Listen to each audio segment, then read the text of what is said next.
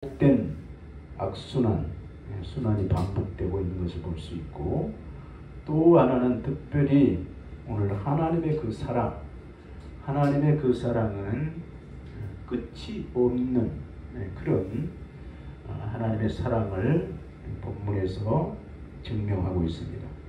끝없는 하나님의 사랑, 그리고 오래 참으심, 그리고 우리의 죄를 용서해 주시는 그 하나님, 변함없는 그 사랑을 오늘 본문 말씀에서 읽어볼 수가 있습니다.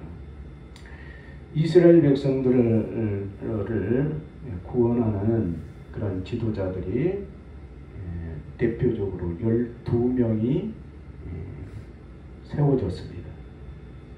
그 가운데 오늘 본문의 말씀을 보면은 이제 돌라라고 하는 선지자가 세워지고, 그 다음에 야일이라고 하는 그런 선지자, 이렇게 몇몇 선지자들은 간단하게 이렇게 기록되어 있는데, 이런 선지자들은 소선지자다 이렇게 칭하고 있습니다.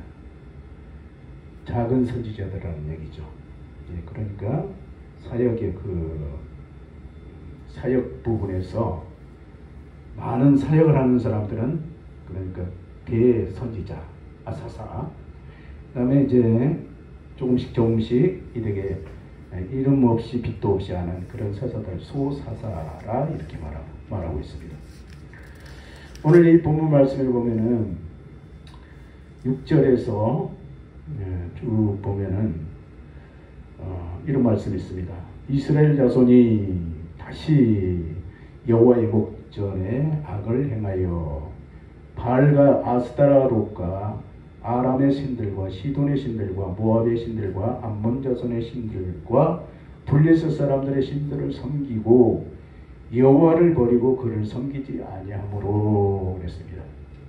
하나님을 버리고 이방 사람들의 신을 하나님의 성전에서 모시고 살았다는 거죠. 그때에 하나님께서 이스라엘 백성들에게 진노하사 블레셋 사람들의 손과 암몬 자손들의 손에 그들을 파셨다 이렇게 기록되어 있습니다. 하나님께서 진노하셨다는 거죠. 하나님을 떠나버리고 다른 신들을 섬기는 이스라엘 백성들에게 하나님은 진노하신 그 모습을 보여주고 있습니다. 왜 이스라엘 자손들은 자주 우상 숭배에 빠졌을까? 우리가 한번 생각해 보아야 할 부분이 되는 것입니다. 우상이라고 하는 것은 보이는 것과 보이지 않는 것이 있는데, 보이는 우상들을 왜 그렇게 이스라엘 백성들이 섬기기를 좋아했을까? 그 부분을 우리가 생각해 보겠습니다. 우상들은 육안으로 볼 수 있기 때문에 그런 장점이 있습니다. 육안으로 이렇게 볼 수 있는 신이기 때문에 이스라엘 백성들은 그 우상을 쉽게 받아들일 수밖에 없었다는 거죠.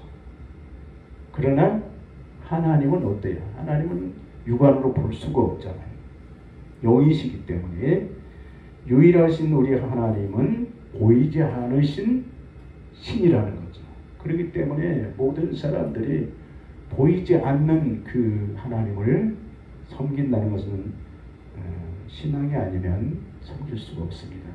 그러나 이스라엘 백성들은 이방 사람들의 그 신들을 보면서 과연 그들은 보이는 그 신을 선호할 수밖에 없었다. 그 이유 중에 하나가 그런 이스라엘 백성들의 모습인 것입니다. 그 다음에 하나는 뭐냐? 농사를 지으려고 하니까 기후를 주관하는 우상들은 농작물의 풍요와 당장 효과를 줄 것처럼 보였기 때문에 그들이 이방신들을 섬기게 되는 이유가 되었다는 것입니다.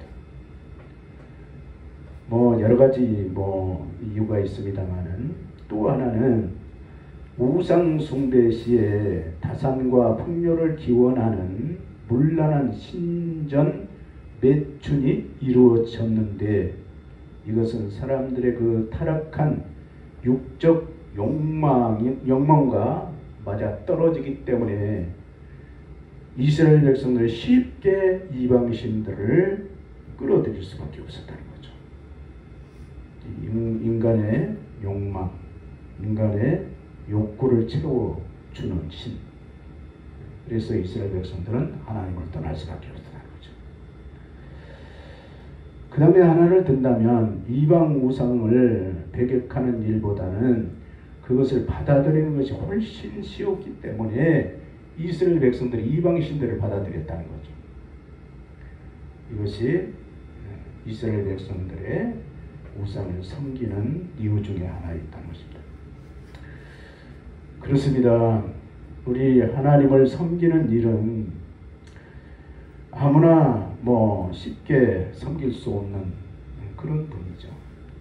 보이지도 않을 뿐만 아니라 어떤 형체라든지 또 혹은 우리가 요구한 것을 다 하나님께서 응답해 주시는 분이 아니기 때문에 하나님을 쉽게 받아들일 수 없는 이유 중에 하나라고 볼 수가 있습니다. 오늘 이 본문에 보면은 반복된 백성들의 악한 본성이 입증이 되고 있습니다. 이스라엘 백성들뿐만 아니라 오늘 저희들도 마찬가지인 것입니다. 우리들의 본성, 우리는 감출 수가 없어요. 언제든지 쉽게 드러날 수밖에 없다는 거죠.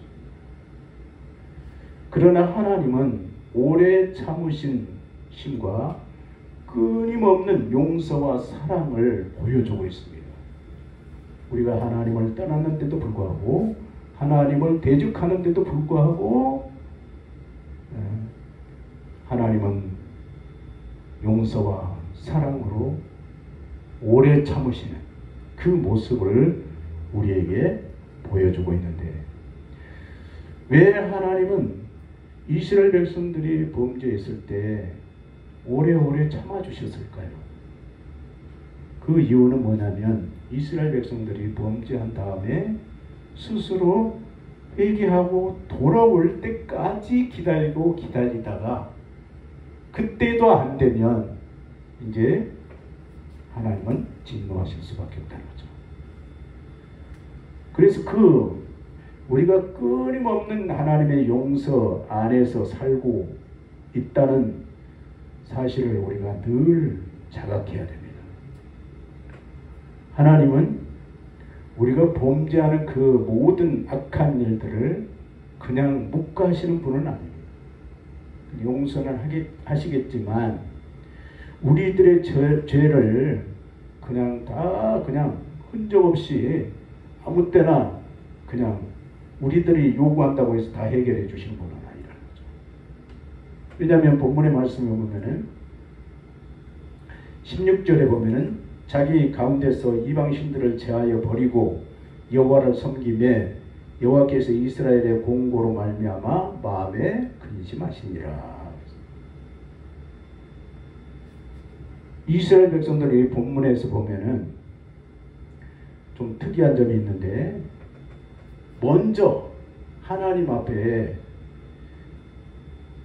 부르짖을 때 먼저 이스라엘 백성들이 행하는 일들이 있는데 이런 경우는 특이한 경우죠.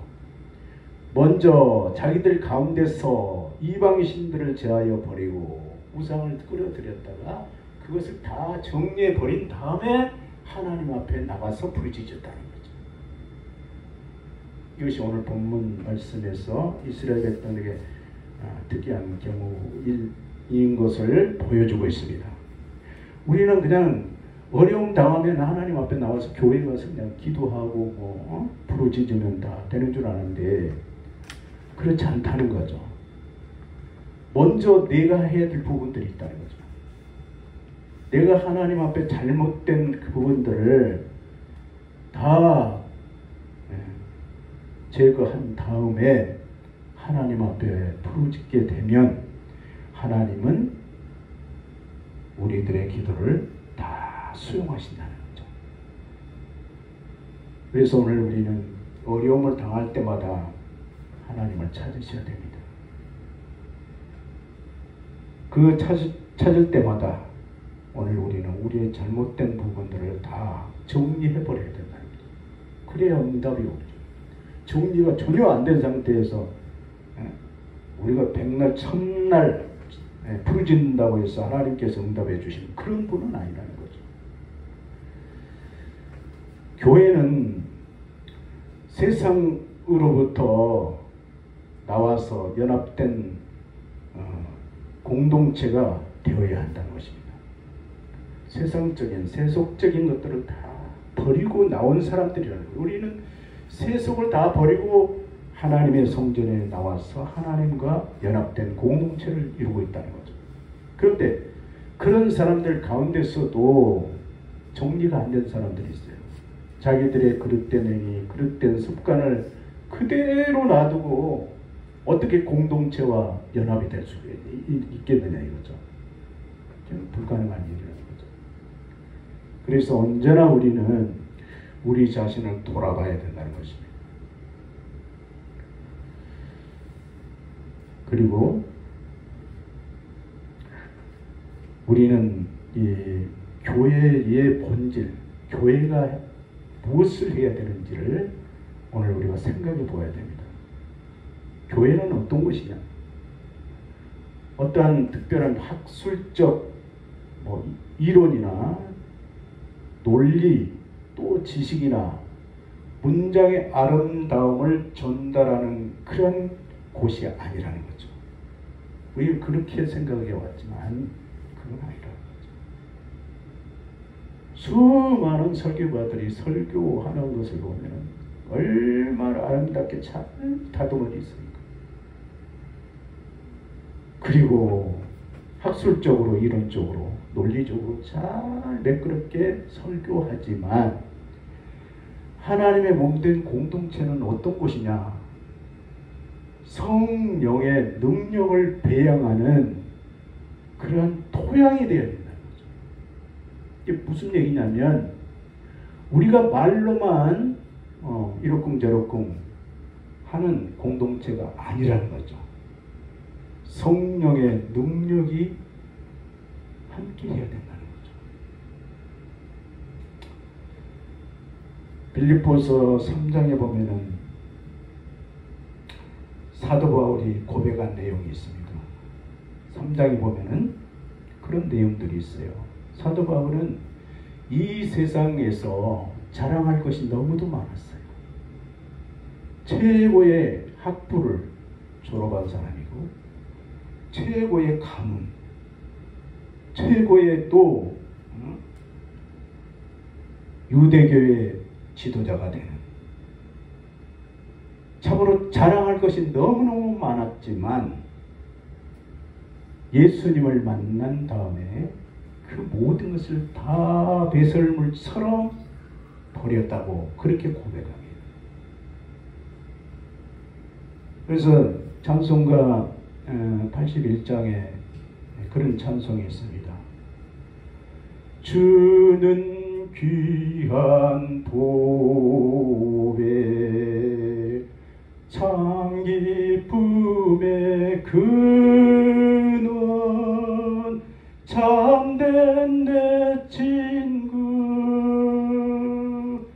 갈급한 내 마음 주를 사모하여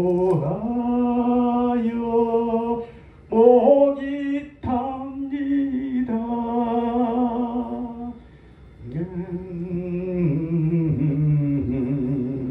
네, 그러면서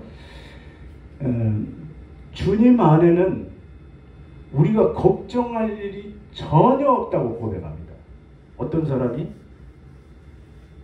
예수님을 보배로 맞아들이고 내게 유익된 것을 배설물처럼 버려지게 되면 주님 안에서 걱정할 일이 없어졌다는 거죠. 물론 고민하고 걱정하고 어려운 일들이 있지만 그런 것들이 예수를 알기 이전에 두렵고 떨리는 그런 두려움이 없어져 버렸다는 거예요. 예수를 믿고 난 다음에 자기의 자랑거리를 다 버리고 난 다음에 예수를 영접했더니 이 세상에 그 어떤 것도 두려움이 없어졌다는 거죠. 그래서 그는 예수 그리스도는 보배다 이렇게 고백합니다. 여러분, 우리가 하나님 앞에 언제나 우리가 하나님의 뜻대로 살 수가 없습니다.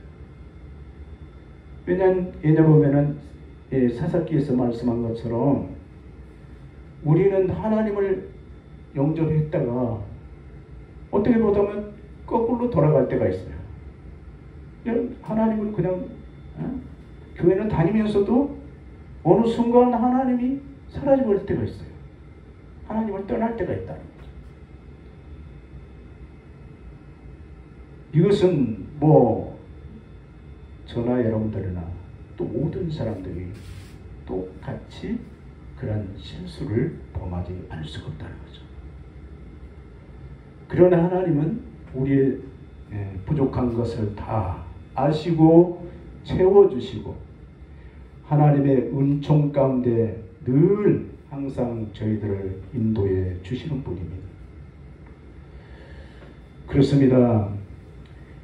이스라엘 백성들뿐만 아니라 오늘 우리들 또 그리고 이스라엘의 신앙의 영들조차도 똑같은 죄를 범할 때가 있다는 것입니다.